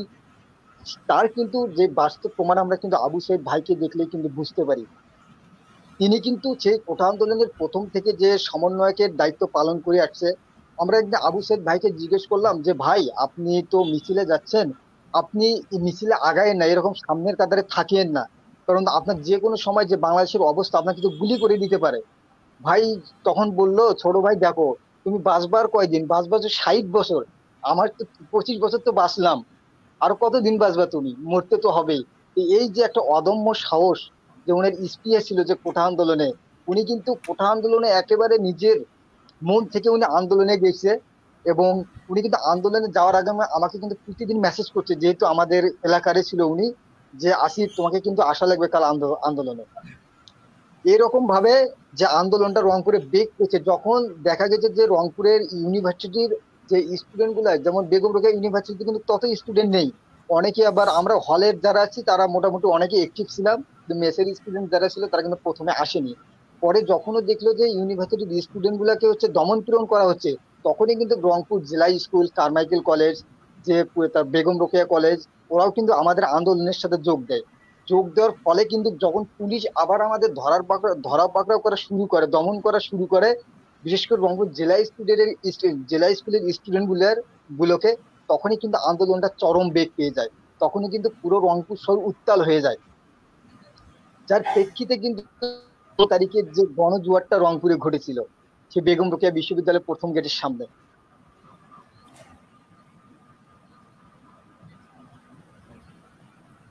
শুনছিলাম বেগম রোকেয়া এভাবে আমাদের বিশ্ববিদ্যালয়। সেই রংপুরের আন্দোলনটা কিন্তু বেগ পায় এবং যে বলতে গেলে বাংলাদেশে একটা ইতিহাস রচনা করে যায়, যে এবং যে আমাদের যে সাবেক প্রধানমন্ত্রী কিন্তু সেই আন্দোলনের মাধ্যমেই কিন্তু আহ, এর প্রেক্ষিতে কিন্তু পরবর্তীতে তার পতন পর্যন্ত ডেকে আনে এই আন্দোলনটি। ধন্যবাদ, ধন্যবাদ আসিফকে। দর্শক, আমরা আজকে আমাদের ভ্যান্ডাবাড়ি এলাকার সন্তানরা যারা বিভিন্ন পাবলিক বিশ্ববিদ্যালয়ে পড়াশোনা করছেন তাদেরকে নিয়ে আমাদের আজকের অনুষ্ঠানে অনলাইন ভার্চুয়ালে যুক্ত আছেন ঢাকা বিশ্ববিদ্যালয় থেকে আব্দুল মতিন, জাহাঙ্গীরনগর বিশ্ববিদ্যালয় থেকে আশরাফুল আলম এবং কুমিল্লা বিশ্ববিদ্যালয় থেকে আখিরুল ইসলাম, বেগম রোকেয়া বিশ্ববিদ্যালয় থেকে আসিফ। আমি জানতে চাই, যেহেতু আমরা সবাই, আমিও তরুণ, আমরা সবাই তরুণ, এই যে আমাদের আগামীতে তরুণ প্রজন্মরা, আমরা ভ্যান্ডাবাড়ির তরুণ প্রজন্মরা কিভাবে, এই যে ভ্যান্ডাবাড়ি আমার একটা পরিবর্তন রয়েছে, ভ্যান্ডাবাড়ির শিক্ষা ক্ষেত্রে কিভাবে আহ, উন্নতি করা যায়, শিক্ষা ক্ষেত্রে এগিয়ে নিয়ে যাওয়া যায়, সেদিক থেকে আমি আশরাফুল আলমের কাছে জানতে চাই, এখানে কি করলে যে ভ্যান্ডাবাড়ির যে শিক্ষা ক্ষেত্রে এটি এগিয়ে যাবে বলে আপনি মনে করেন? হ্যাঁ, ধন্যবাদ। প্রথমত আমাদের ভ্যান্ডাবাড়ি এলাকাতে যথেষ্ট পরিমাণ শিক্ষা প্রতিষ্ঠান আছে, সেটা আমরা জানি। স্কুল, প্রাইমারি স্কুল, আবার নার্সারি, কি বলবো এটা, ক্যাডেট স্কুলগুলো থেকে শুরু করে প্রাইমারি, হাই স্কুল, তারপর আছে কলেজ। তো এই পর্যায়ে আমি তো লেখাপড়া করে আসছি, আমি এখানে দেখতে পাই কিছু আছে কোয়ালিফাইড টিচার। তো শুধু মানে দুই একজন টিচার কোয়ালিফাইড থাকলে হবে না, প্রত্যেকটা টিচার যদি কোয়ালিফাইড হয় স্টুডেন্টরা তো তাদের থেকে ভালো শিখতে পারবে। তো একজন যে কোয়ালিফাইড টিচার থাকে এক কলেজে, এক স্কুলে, তাহলে সে কিন্তু তার স্টুডেন্টকে সেভাবে শিক্ষা দিবে। তো আগে স্টুডেন্ট শিক্ষা নেওয়ার আগে টিচারকে আগে ঠিক হইতে হবে আমার মতে। টিচার যদি ভালো হয় স্টুডেন্ট মোটামুটি ভালো হয়। এখন কথা হচ্ছে ঢাকার স্টুডেন্ট এত ভালো পারে কেন, ঢাকার স্টুডেন্ট এত এগিয়ে কেন? তারা সেই জায়গা থেকে শিক্ষা নেয়, তাদের থেকে শিক্ষা নেয় কুয়েট মেডিকেলের মতো বিভিন্ন ভালো ভালো কলেজ, ইউনিভার্সিটি, কলেজ, এগুলো থেকে যারা হচ্ছে পাশ করে আসে বা যারা অধ্যয়ন করে তাদের থেকে কিন্তু শিক্ষাটা নেয়। আর যারা এখানে যায় তারা ডেফিনেটলি অনেক মেধাবী স্টুডেন্ট। তো মেধাবীরা যেখানে যায় তাদের অনুসারীরাও কিন্তু মেধাবী হয়ে আসে, তাদের মানে তাদের হচ্ছে সহযোগিতা, তাদের কাছে শিক্ষা অর্জন করে। তাহলে শিক্ষা নেওয়ার থেকে শিক্ষাদাতাকেও কিন্তু সেরকম শিক্ষিত হয়ে যাবে। তো স্কুল কলেজের স্টুডেন্টরা মূলত এই যে গাইডলাইন থেকে শুরু করে আমরা যে হচ্ছে শিক্ষার কোয়ালিফাইড যে একটা ব্যাপার, এই জিনিসটা কিন্তু খুব কম আমি লক্ষ্য করতে পারছি আমাদের কলেজ, প্রাইমারি থেকে শুরু করে সব জায়গাতেই। তো এখানে যদি আমরা হচ্ছে কোয়ালিফাইড কোন টিচার রাখতে পারি তাহলে কিন্তু স্টুডেন্টরা খুব সহজেই সবকিছু ভালোভাবে আয়ত্ত করতে পারে। আরেকটা বিষয়, এখানে কিন্তু শুধু শিক্ষা ভালো হইলে হবে না, তাই শিক্ষাদানের জায়গাটাও ভালো হইতে হবে। কিভাবে একটা স্টুডেন্ট ক্যাপচার করবে একটা বিষয়, সেটা যদি ভালোভাবে জানানো যায়, আই থিঙ্ক তার এটা মাথা থেকে উঠে আসার বলে আমি মনে করি না। কারণ একজন টিচার যদি খুব সহজভাবে একটা জিনিস বুঝাইতে পারে এবং যুক্তি দিয়ে, তাহলে ওই জিনিসটা সহজেই মাথায় থাকবে। আর আমাদের লেখাপড়ার যে কারিকুলাম অ্যাক্টিভিটিস, এগুলো কম এলাকায় আমি খেয়াল করে দেখছি। আর স্টুডেন্টকে শাসনের মধ্যে রাখা উচিত, একদম ছেড়ে দিলে সেই স্টুডেন্ট কখনো লেখাপড়ার মধ্যে থাকে না। বর্তমান যুগ, অনলাইনের যুগ, সবাই পাবজি, ফ্রি ফায়ার নিয়ে ব্যস্ত, লেখাপড়া করবে কেন? এটাই তো বাস্তবতা। এখান থেকে বেরিয়ে আসতে হবে, কাউকে লেখাপড়ার মধ্যে যাইতে হবে, সেখানে টিচারদের শাসনটা একটু ভালো মানে মানে করা হইতেই হবে। যে কলেজে উঠছে শাসন করা যাবে না, কিন্তু কলেজে উঠে কয়জন লেখাপড়া করে? কলেজের স্টুডেন্টরাও মোটামুটি শাসনের মধ্যে রাখা উচিত, যদিও তাদের অনেক বয়স হচ্ছে, তাদের শাসন করা ঠিক না, তবে কিছু নিয়ম কানুন সীমাবদ্ধতা থেকে যায়। তো টিচাররা যদি কোয়ালিফাইড হয়, নিয়োগটা যদি সুষ্ঠুভাবে দেওয়া হয় এবং স্টুডেন্টরা যদি সেইভাবে চলে, তাহলে আমি মনে করি তারা খুব ভালো কিছু করবে, ভালো জায়গায় যাবে। গাইডলাইনটা মেইন, হুটহাট করে সিদ্ধান্ত না নিয়ে সবার সঙ্গে পরামর্শ করে আলোচনায় বসে সিদ্ধান্ত নেওয়াটাই খুব বড় একটা ফ্যাক্ট।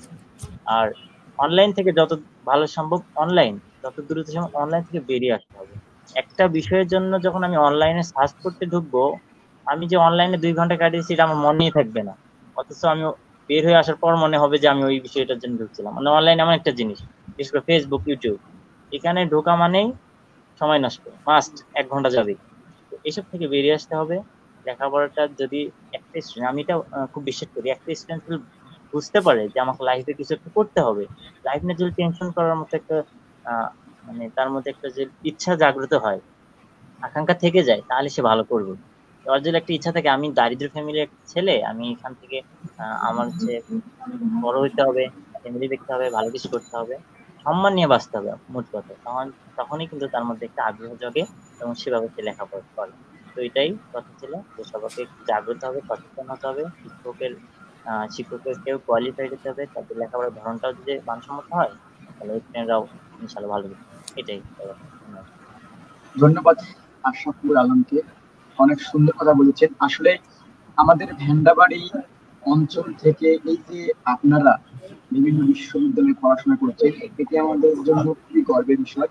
তো আমাদের ভেন্দাবাড়ি যে শিক্ষার্থীরা আছে, আপনারা পিছিয়ে পড়া থেকে আপনারা এগিয়ে এসেছেন। আজকে আপনারা ভেন্দাবাড়ি থেকে বিভিন্ন পাবলিক বিশ্ববিদ্যালয় থেকে দেশের বিভিন্ন যে অবদান রেখেছেন, কোটা বিরোধী আন্দোলনে আপনাদের ভূমিকা অতুলনীয়। সত্যি আমাদের এলাকার জন্য আপনারা খুবই প্রশংসনীয়। আমাদের আজকের তারুণ্যের স্বপ্নের নতুন বাংলাদেশ, আমরা নতুন একটি বাংলাদেশ পেয়েছি। তারুণ্যের অনেক স্বপ্ন আছে, নতুন নতুন জিনিসে সবারই কিছু প্রত্যাশা থাকবে, আশা আকাঙ্ক্ষা থাকে। তো এই যে তারুণ্যের স্বপ্নের নতুন বাংলাদেশে যে আমাদের বিশ্বের বুকে মাথা উঁচু করে কি দাঁড়াতে পারবে এই নতুন বাংলাদেশ, সে আমারই প্রশ্ন থাকছে ঢাকা বিশ্ববিদ্যালয়ের আব্দুল মমিনের কাছে। এই যে নতুন বাংলাদেশ আমরা পেয়েছি বিশ্বের বুকে, এই নতুন বাংলাদেশ কি মাথা উঁচু করে দাঁড়াতে পারে বলে আপনি মনে করেন? ধন্যবাদ। বিশ্বের বুকে আমরা আমরা বিশ্বের তুলনায় আমরা অনেক পিছিয়ে আছি, এটা আমাদেরকে স্বীকার করতে হবে আগে, এবং আমাদের দেখতে হবে আমাদের কোন কোন জায়গাতে আমাদের মানে ঘাটতি আছে, এইটা আমাদের পূরণ করতে হবে। অন্যান্য দেশের তুলনায় আমাদের শিক্ষা খাতে আমরা দেখলে, যদি আমরা আমাদের বাজেট যদি আমরা দেখি, আমাদের মোট বাজেটের মানে 2% আমাদের শিক্ষা খাতে ব্যয় করা হয়, অথচ এর থেকে যেগুলা প্রয়োজন কম সেইগুলাতে 20%, 10% এবং প্রশাসন খাতে দেয়, এই সামরিক খাতে অনেক বেশি পরিমাণ টাকা ব্যয় করা হয়েছে। তাহলে আমাদের যদি এখানে ইনপুট যদি বেশি না দেওয়া হয়, তাহলে আউটপুট আমরা কিভাবে পাবো? যেরকম একটা বেগম রোকেয়া বিশ্ববিদ্যালয়ে আমরা দেখেছি, তাদের বাৎসরিক যেটা বাজেট 1 লক্ষ টাকা বাজেট করা হয়েছে। 1 লক্ষ টাকা যদি একটা বিশ্ববিদ্যালয়ে আপনি বাজেট করেন, তাহলে সেই বিশ্ববিদ্যালয় থেকে আপনি কতটুকু আউটপুট পাবেন, এইটা একটা মানে ভাবার বিষয়। আপনারা শিক্ষা খাতে যদি ইনভেস্ট যদি না করেন, তাহলে আমরা ওখান থেকে তো ভালো আমরা ছাত্র পাবো না। ওখান থেকে যে ছাত্র বের হবে সে তো দেশের জন্য কিংবা বহির্বিশ্বে ভালো অবদান রাখতে পারবে না। আমাদের শিক্ষা খাতে যদি গুরুত্ব দিতেই হয়, তাহলে আরো গুরুত্ব সহকারে আমাদের দিতে হবে। তাছাড়া আমাদের যে শিক্ষার যে অবস্থা, আমাদের দেখি যে 1000 বিশ্ববিদ্যালয়ের মধ্যে আমাদের বিশ্ববিদ্যালয়গুলো কোনো র্যাঙ্কিং এ থাকে না। কেন থাকে না? আমাদের বাজেট খুব কম। আমাদের স্যার একদিন কথা বলতেছেন যে দেখো, আমরা যে গবেষণা যে করব, কি নিয়ে গবেষণা করব, আমাদের গবেষণার জন্য বাৎসরিক আমাদের জন্য বাজেট থাকে মাত্র 3000 টাকা। একজন টিচার যদি উনি গবেষণা করতে এলেন, 1 বছরে উনি কি 3000 টাকা দিয়ে উনি গবেষণা করতে পারবেন? এই যে টাকার যদি পরিমাণ স্যারদের মাঝে যদি বেশি করে বা পরিমাণ না বাড়ানো হয় বা যথোপযুক্ত না করা হয়, তারা তো বাজেট করবে না। স্যার বলতেছে এই 3000 টাকা দিয়ে কখনো বাজেটের ওই এলিমেন্ট গুলো কেনা যাবে না, আর ওইদিকে তো চিন্তাই করি না। আমি সেই জন্য কি করলাম, ওই 3000 টাকা দিয়ে 2 কেজি আমি ইলিশ মাছ নিয়ে এসে রান্না করলাম। বলতেছে এগুলোর দরকার হবে না আমাদের, কারণ উনি চিন্তাই করতে পারতেছে না যে আসলে 3000 টাকা দিয়ে উনি কিভাবে গবেষণা করতে যাবে।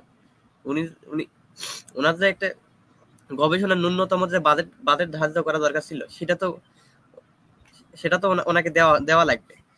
তাহলে ঢাকা বিশ্ববিদ্যালয়ের মতো জায়গায় যদি একজন টিচার যদি 3000 টাকা বাজেট পায়, এখানে তো 800-900 কোটি টাকা পর্যন্ত আমাদের বাজেট করা হয়। সেখানে যদি এক টিচার যদি 3000 টাকা পায়, আর বেগম রোকেয়ার মতো বা অন্য বিশ্ববিদ্যালয়ের মতো জায়গায় টিচারদের মনে হয় বাজেটের মানে গবেষণা বাবদে কোনো বাজেট মনে ধার্য করা হয় না। তাহলে এই পর্যায়ে আপনি যদি এই জায়গাতে যদি নজর না দেন, সরকার শিক্ষামন্ত্রী যদি এই খাতগুলোতে যদি ফোকাস না করে, তাহলে বহির্বিশ্বে আমাদের টিকে থাকা আসলে মানে প্রশ্নবিদ্ধ হয়ে যাবে আর কি। এটাই আমি বলবো আর কি, আমাদের যেটা জাতীয় বাজেটের পরিমাণে আমাদের শিক্ষা খাতে যে 2%। আপনি যেটা বলতে চাচ্ছেন যে আমাদের বিশ্বের বুকে মাথা উঁচু করে দাঁড়াবার জন্য আমাদের দেশের সর্বোচ্চ বাজেটটা প্রয়োজন। আসলে এই বাজেটটা আসবে কিভাবে যদি বাংলাদেশ যে ক্লান্তিকাল যেভাবে যাচ্ছে বাংলাদেশে, এই বাজেটগুলো উৎস হবে কিভাবে, যেটা আপনি মনে করেন?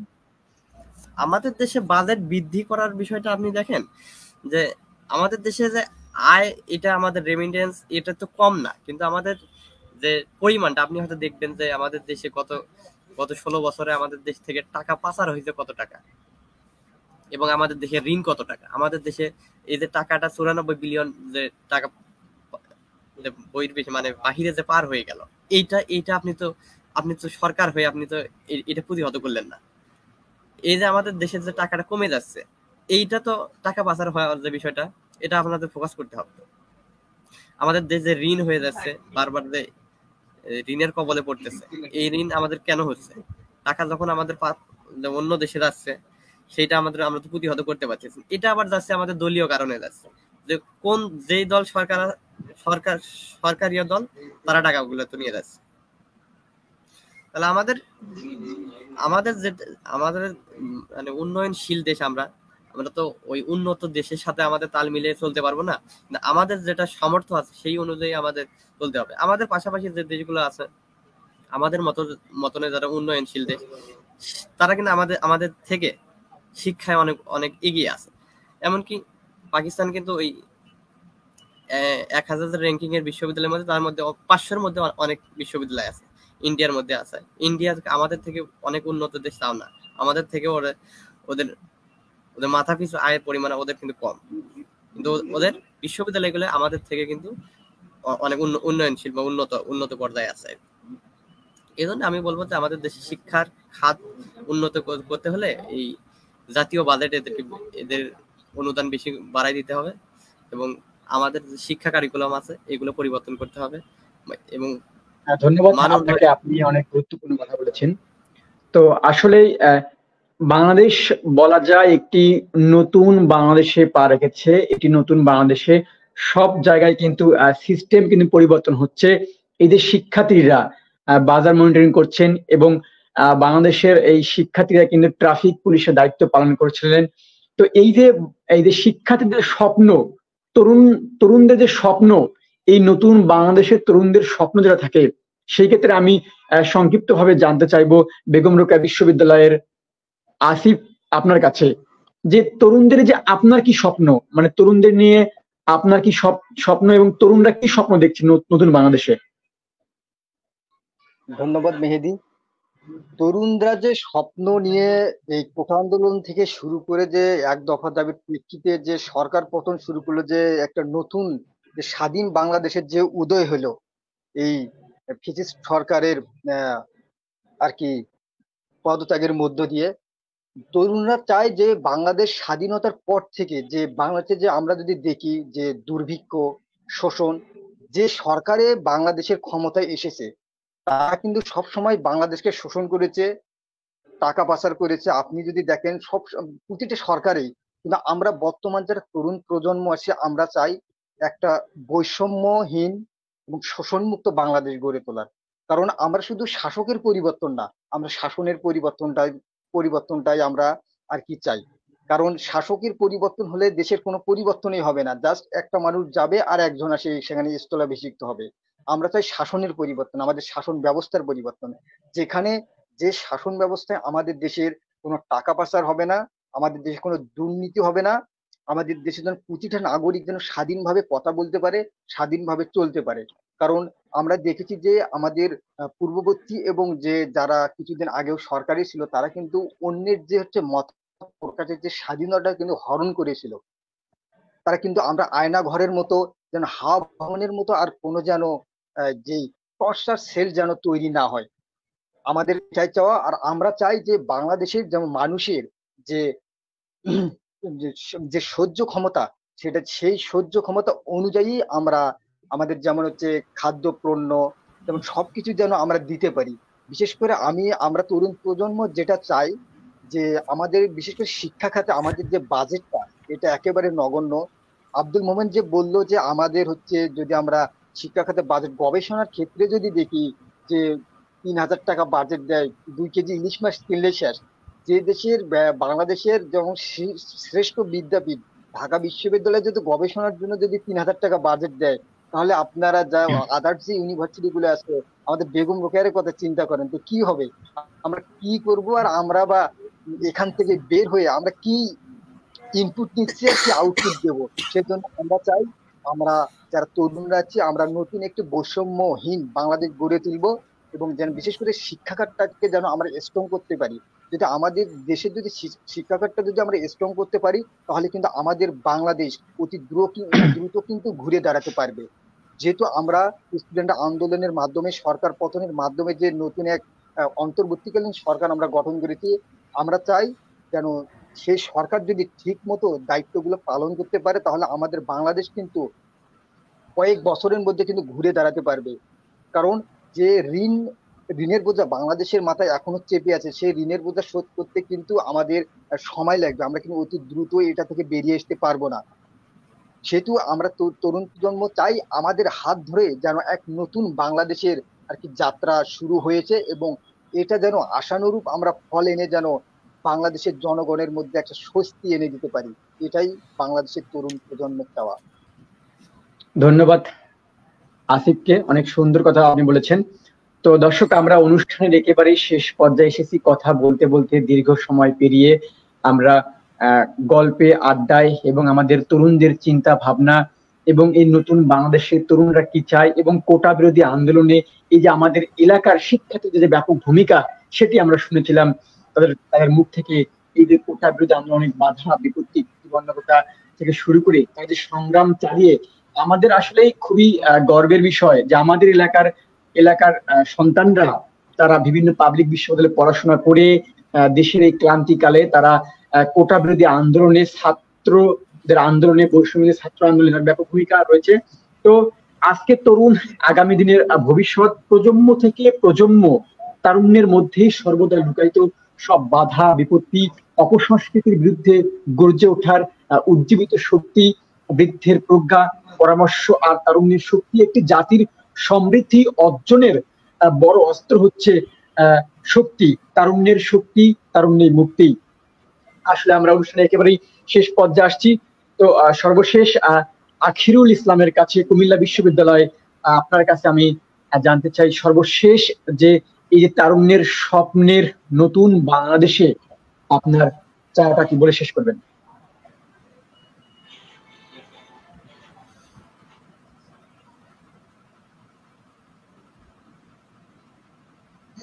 আখিরুল, আরেকবার বলেন, প্রশ্নটা কি ছিল বুঝতে পারিনি। আমরা অনুষ্ঠানের একেবারে শেষ পর্যায়ে আসছি। আপনার কাছে সর্বশেষ আপনার বক্তব্য শুনতে চাই যে তারুণ্যের স্বপ্নের নতুন বাংলাদেশে আসলে আপনি কি চাচ্ছেন এবং আপনার মতে এই তরুণরা তাদের স্বপ্নগুলো কি, তার নতুন বাংলাদেশে কি চাচ্ছে? আমি এর আগেও বলছিলাম এই যে তরুণরা কি চায়, তরুণরা চায় হচ্ছে তাদের বাক স্বাধীনতা যেন প্রকাশ পায়, তাদের যে নিজস্ব স্বাধীনতা সেটা যেন প্রকাশ পায়, তারা যেন স্বাধীনভাবে চলতে পারে সেটা যেন প্রকাশ পায়। সবচেয়ে বড় বিষয় হচ্ছে তরুণরা চায়, মানে আমরা চাই একটা বৈষম্যহীন একটা বাংলাদেশ, যে বাংলাদেশে সবসময় ন্যায় প্রতিষ্ঠা হবে, অন্যায়কে কখনো প্রশ্রয় দেওয়া হবে না। এটাই আমি এবং যারা তরুণ আছে সবাই চায়। এই জেনারেশনের যারা আছে, যারা নতুন একটা বাংলাদেশ পেয়েছে, তারা সবাই চায় এই বাংলাদেশ যেন সবসময় শান্তি প্রতিষ্ঠা করে, সবসময় যেন আমাদের দেশপ্রেমিক হতে শেখায়, যে আমরা ন্যায় প্রতিষ্ঠা করতে পারি। আর সবচেয়ে বড় বিষয় হচ্ছে ধন্যবাদ সবাইকে, কারণ আমার এখানে অনেক নয়েজ হচ্ছে, কথা বলতে পারতেছি না। ধন্যবাদ। তো আসলে এই যে আমরা দীর্ঘ সময় নিয়ে আমরা আমাদের তরুণরা আমরা সবাই একত্রিত হয়ে আমাদের যে চিন্তা ভাবনা আমরা এখানে মত প্রকাশ করলাম, তারুণ্যের স্বপ্নের নতুন বাংলাদেশ। আপনারা সময় দিয়ে আমাদের অনুষ্ঠানে যুক্ত হয়েছেন, আপনাদেরকে অসংখ্য ধন্যবাদ। তো সর্বশেষ আমি জানতে চাই আশরাফুল আলম, জাহাঙ্গীরনগর বিশ্ববিদ্যালয়। আপনার কাছে আমি জানতে চাই যে এই অনুষ্ঠান সর্বশেষ নিয়ে আপনি আপনার যে সর্বশেষ বক্তব্য আপনি সেটি বলুন। এই অনুষ্ঠান মধ্য দিয়ে কোনো মেসেজ থাকলে বলতে পারেন। এই অনুষ্ঠানের মাধ্যমে আমরা এটা সবাইকে জানাতে চাইছি যে এই বাংলাদেশে তারুণ্যের যে সাহসিকতা পরিচয় দিয়েছে, এই সাহসিকতা আমাদের মধ্যে সকলের মধ্যে থাকা উচিত এবং বাংলাদেশকে সুন্দর করতে তারুণেরা যেমন বদ্ধপরিকর এবং বাংলাদেশের সকল মানুষের এমনটা হওয়া উচিত। আমরা সকলের মধ্যে এই তারুণ্যের সাহসিকতা প্রচার করব। আমরা ন্যায়ের পক্ষে থাকবো, অন্যায়ের বিপক্ষে কথা বলবো সবসময়। মানে জাতি ধর্ম নির্বিশেষে সকলে মিলে একসঙ্গে একটা বাংলাদেশ পরিবারে বসবাস করব, যেখানে ন্যায় প্রতিষ্ঠিত হবে আর যেখানে দুর্নীতি মুক্ত একটা দেশ প্রতিষ্ঠা হবে। সকলে আসুন আমরা একসঙ্গে দুর্নীতি মুক্ত বাংলাদেশে বসবাস করি। ধন্যবাদ। পৃথিবীর জন্ম ঘটাতে তরুণদের চালিত করতে হবে আলোর পথে, মুক্তির পথে। ঢাকা বিশ্ববিদ্যালয়ের আমাদের সঙ্গে যুক্ত আছেন আব্দুল মমিন। আপনার কাছে জানতে চাই যে এই অনুষ্ঠানের মধ্য দিয়ে আমরা আরো যেন সবাই উৎসাহিত হই, উদ্দীপনা হই, মানে কথা বলতে চাই, বলতে পারি, সেই দিক থেকে যেন অনেক তরুণরা যেন এগিয়ে আসে নানা সামাজিক কর্মকাণ্ডে, সেদিক থেকে আপনার সংক্ষিপ্ত বক্তব্য শেষ করুন। এই যে আজকের অনুষ্ঠানে তরুণের স্বপ্নের নতুন বাংলাদেশ বিনির্মাণে তরুণদের যে ভূমিকা, আমাদের আজকের যে গল্পটা আমাদের তরুণ কেন্দ্রিক, তরুণরা কি পারে কি পারে না এটা কেন্দ্রিক আসলে আমাদের আজকের আয়োজন।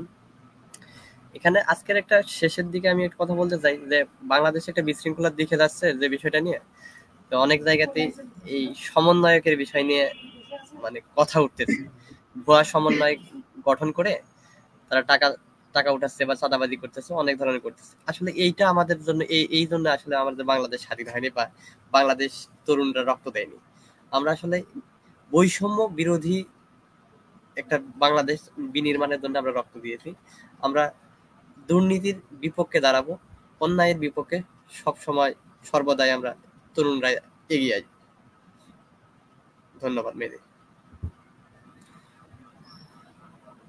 দর্শক, আমাদের ভ্যান্ডাবাড়ি এলাকার যারা শিক্ষার্থী আছেন, মেধাবী শিক্ষার্থী আছেন, তাদেরকে নিয়ে আমাদের আজকের আয়োজন তারুণ্যের স্বপ্নের নতুন বাংলাদেশ হোক উজ্জীবিত, উদীয়মান, বাংলাদেশ নতুন পথে এগিয়ে যাক, এই প্রত্যাশা রেখেই আমাদের আজকের অনুষ্ঠান এখানেই আমরা শেষ করে যাচ্ছি। আপনারা যারা আমাদের এই অনুষ্ঠানে যুক্ত হয়েছেন, আমাদের আজকের অনুষ্ঠানে যুক্ত হয়েছেন, আমি আবারও নাম ঘোষণা করছি। জাহাঙ্গীরনগর বিশ্ববিদ্যালয় থেকে আশরাফুল আলম, ঢাকা বিশ্ববিদ্যালয় থেকে আব্দুল মমিন এবং কুমিল্লা বিশ্ববিদ্যালয় থেকে আখিরুল ইসলাম, বেগম রোকেয়া বিশ্ববিদ্যালয় থেকে আব্দুল্লাহ আল আসিফ। তো এই যে আপনারা সাহস নিয়ে কথা বলার জন্য আপনারা এখানে আসছেন, আপনাদেরকে অসংখ্য ধন্যবাদ। আমাদের এই অনুষ্ঠানের মাধ্যমে তারুণ্যের স্বপ্নের নতুন বাংলাদেশে আমরা আজকে অনুষ্ঠানের শেষ পর্যায়ে এসেছি। আমরা দীর্ঘ সময় পাড়ি দিয়ে কথা বলতে বলতে অনেকটাই লং টাইম এসেছি, কিন্তু মনে হচ্ছে না যে আমরা খুব দীর্ঘ সময় ধরে কথা বললাম। কিন্তু ঘড়ির কাঁটা দেখলেই বোঝা যায় আমরা অনেক সময় পেরিয়ে গল্প করেছি, কথা বলেছি। আমাদের যে স্বপ্ন, আমাদের যে নতুন বাংলাদেশে আমাদের চাওয়া পাওয়া, সেই আমরা ব্যক্ত করেছি। এই আশাবাদ ব্যক্ত রেখে আমাদের আজকের অনুষ্ঠান আমরা এখানে শেষ করছি। আবারও দেখা হবে নতুন কোনো সময়ে, নতুন কোনো দিনে, নতুন বাংলাদেশে, নতুন কিছু নিয়ে। সবাই ভালো থাকবেন, সুস্থ থাকবেন। ধন্যবাদ।